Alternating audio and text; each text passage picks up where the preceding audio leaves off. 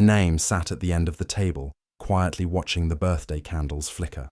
It was her 35th birthday, but instead of joy, she felt pain deep inside. Her cousins were laughing loudly, not with her, but at her. "Auntie Inam, when will you marry?"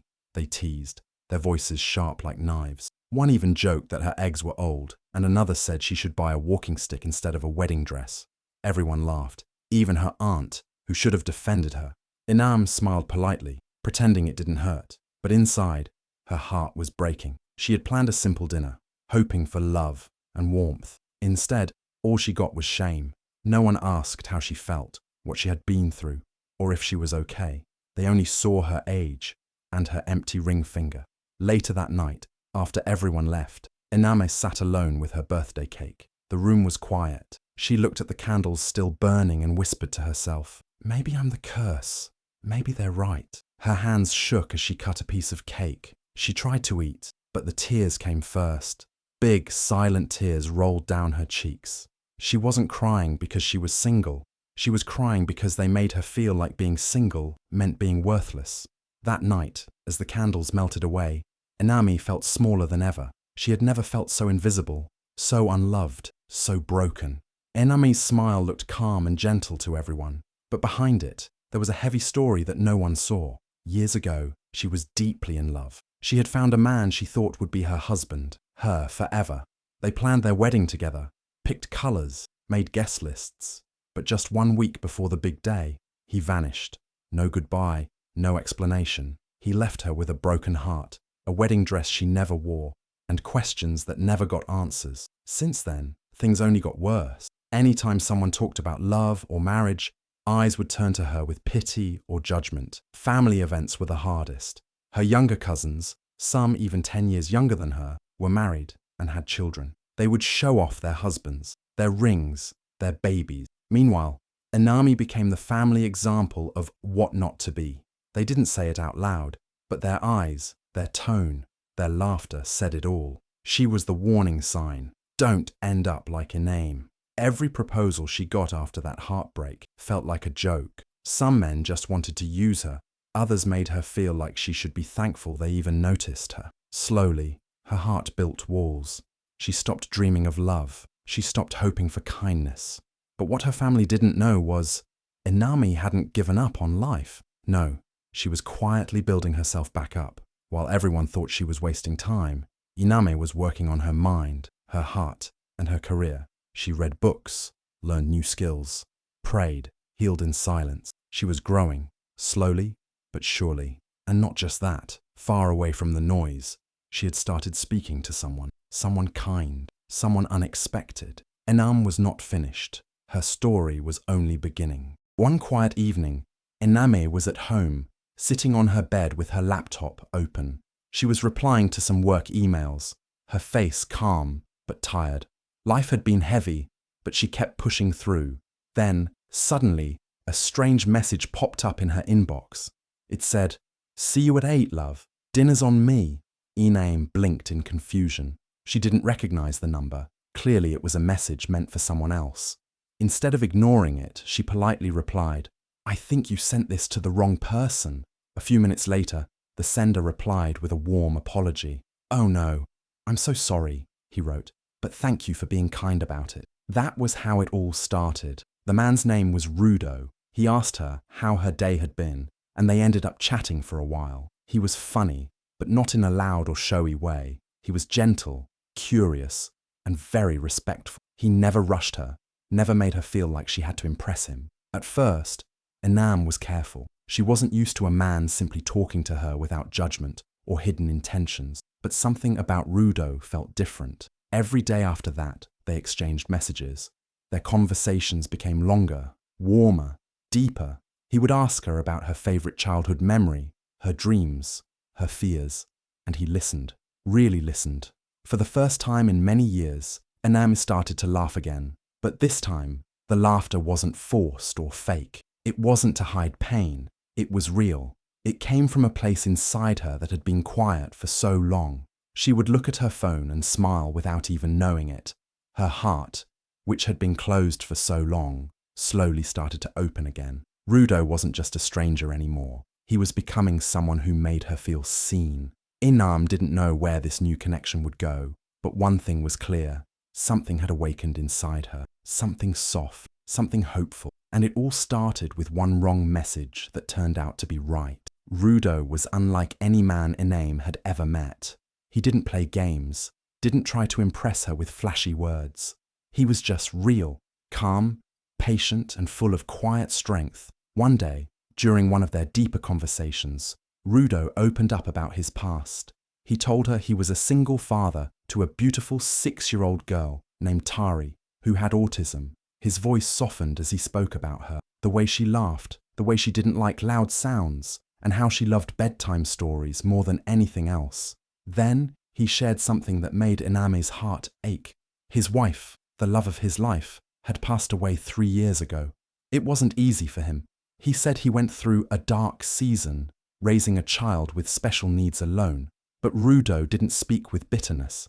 Instead, he spoke with grace. "I'm not looking for someone to fill a gap," he said gently. "I just want to build something honest, something true, if you ever feel the same." Iname was touched.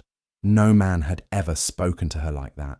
With both respect and vulnerability, their connection grew stronger. They started video calling each other, and every time Iname saw Rudo's face, she felt a calm she hadn't known in years. Soon, she met Tari on a video call. At first, the little girl was shy, hiding behind her dad's arm, but when Iname started telling her a made-up story about a magical butterfly, Tari peeked out, smiling. From that day, storytelling became their thing. Iname would make up new tales, and Tari would giggle or clap her hands, sometimes even drawing pictures to match the stories. A bond slowly formed, gentle, unspoken, but deep. Yet, in the quiet of the night, doubt started to creep into Iname's heart. Could she really be a part of this world? A world where love came with real responsibilities? She had always dreamed of a perfect love story, but this one came with layers. A child, a past, a new kind of family. And then there was her own family. What would they say? They already judged her for being single. How would they react to her being with a widower and his autistic daughter? The more she fell for Rudo, the louder her fears became. Was she strong enough for this life? Could she handle love that required sacrifice and deep understanding? Or would she walk away again from something real? These questions circled her mind, but her heart already knew. This kind of love doesn't come twice. At her cousin's baby shower, Iname hoped for a quiet day, but she quickly found herself surrounded by familiar whispers and cold stares. The room was filled with joy for the new baby on the way, but Iname felt like she was the only one carrying a heavy weight. As everyone smiled and congratulated the mother-to-be, some family members couldn't resist turning their attention to her, but not in a kind way. Her uncle, who was supposed to be mature and supportive, made a cruel comment loud enough for many to hear. "Maybe you should consider prayers or juju. Something is clearly wrong with you." The words hit Iname like a sharp knife. Instead of love and support, she was met with judgment and suspicion. The atmosphere felt colder when her youngest cousin, just 21 and fresh with excitement, proudly announced her engagement. The room burst into applause, but Iname's hands stayed still, her smile forced and fragile. No one asked about her. No one celebrated her. The laughter and cheers felt like echoes of what she didn't have. She looked around, feeling smaller and smaller. The shame, the loneliness, and the pain pressed down on her chest.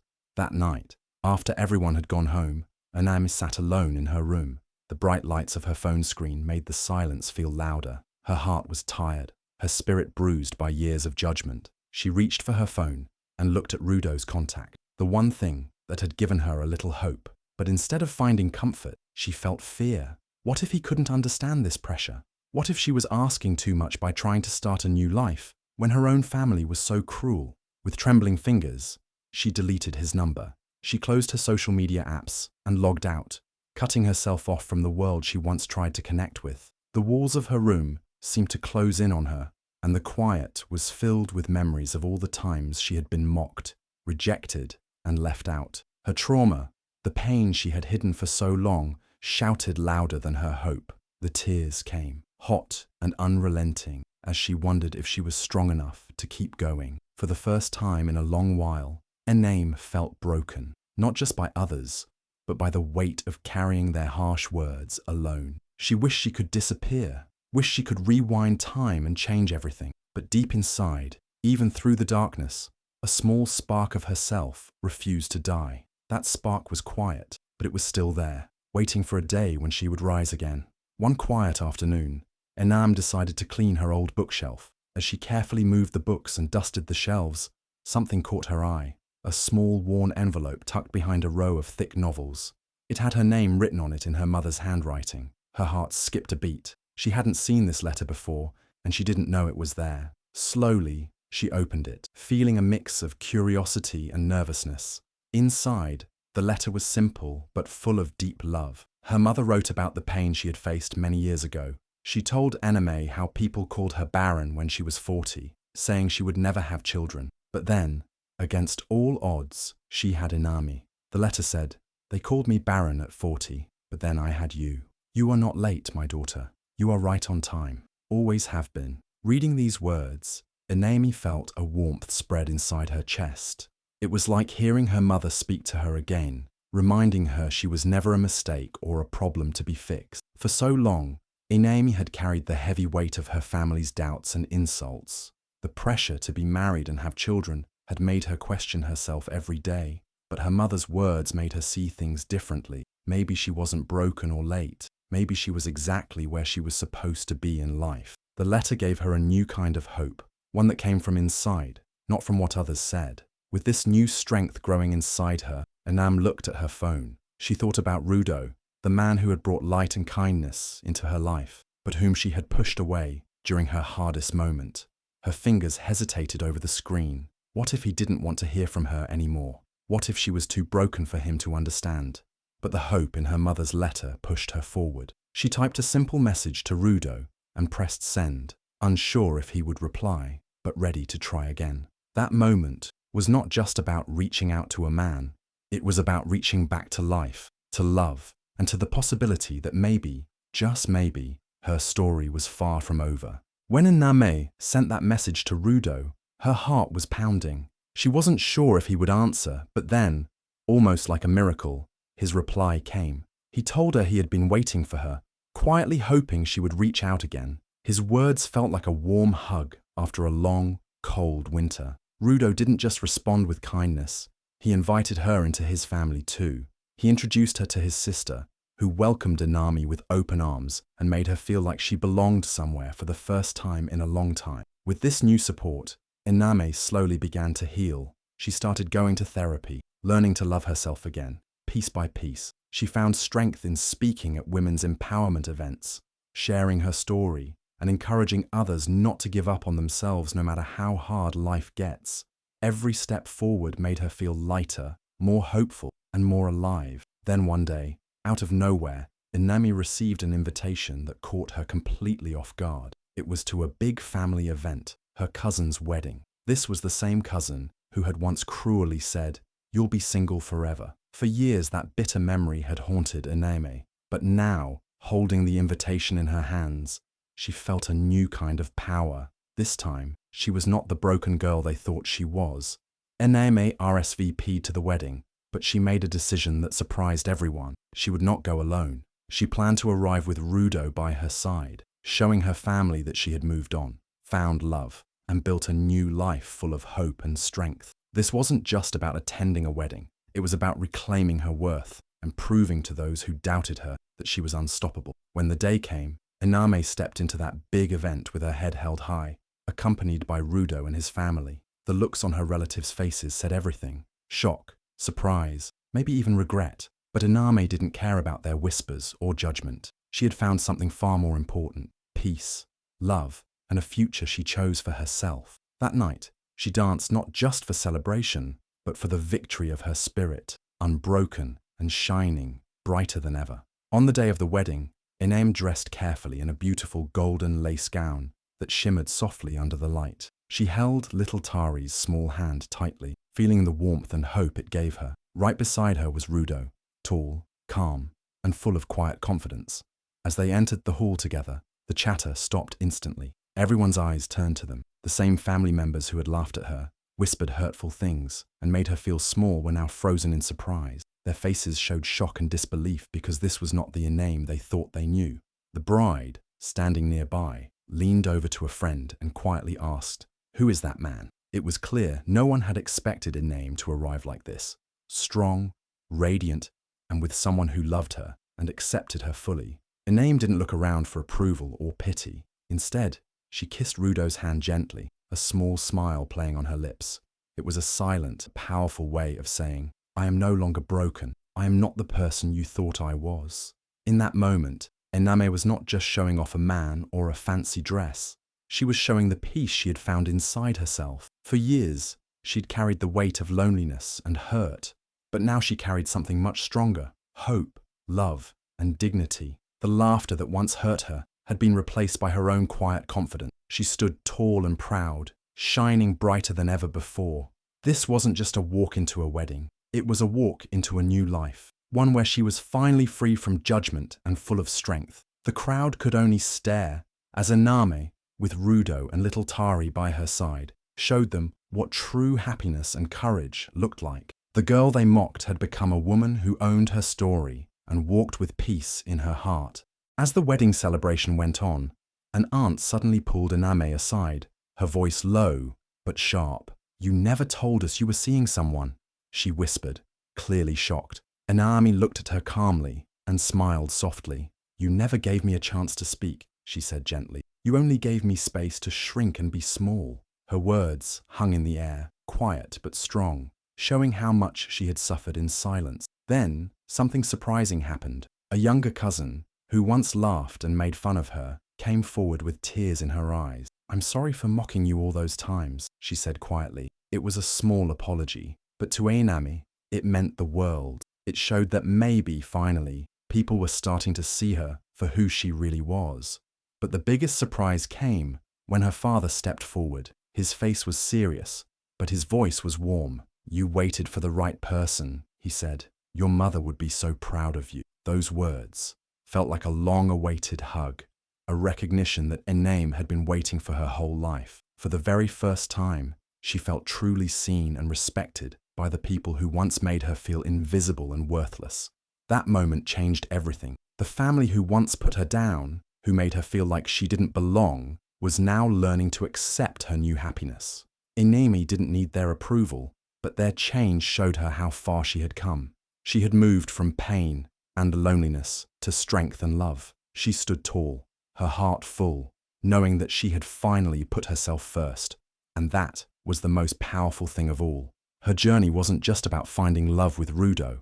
It was about claiming her own worth, breaking free from the past, and finally making her family realize she was more than their jokes and whispers. She was a woman who deserved respect, love, and happiness. Months passed, and Iname's life changed in ways she never expected. Together with Rudo, she organized a special event, an art show mixed with autism awareness, inspired by little Tari's journey. The event was full of color, hope, and understanding. It was not just about raising awareness, but celebrating life in all its beautiful forms. Their love wasn't loud or flashy anymore. It was quiet, strong, and deep, like a steady flame burning softly but surely. Iname no longer felt the need to prove anything to anyone. She wasn't performing for her family or trying to silence old voices with grand gestures. Instead, she was simply living her truth every day. The pain of the past was still there, but it didn't control her. She had grown beyond it, becoming whole in her own skin and heart. At the event, as children looked at the paintings and listened to stories, one little girl tugged at Iname's hand and asked with wide eyes, "Miss Iname, are you a queen?"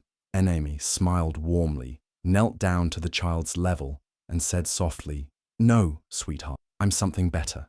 I'm a woman who waited for what she deserved." Her words were simple but powerful, a quiet declaration of strength and patience. It wasn't about crowns or titles, but about knowing your worth and not settling for less.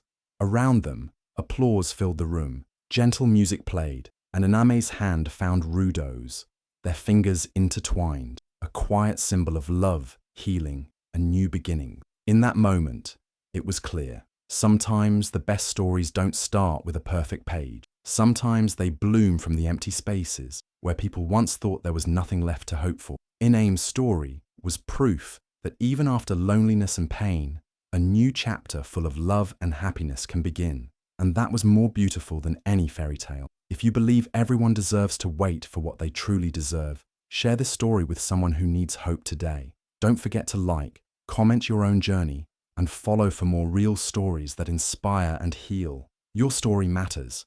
Let's lift each other up.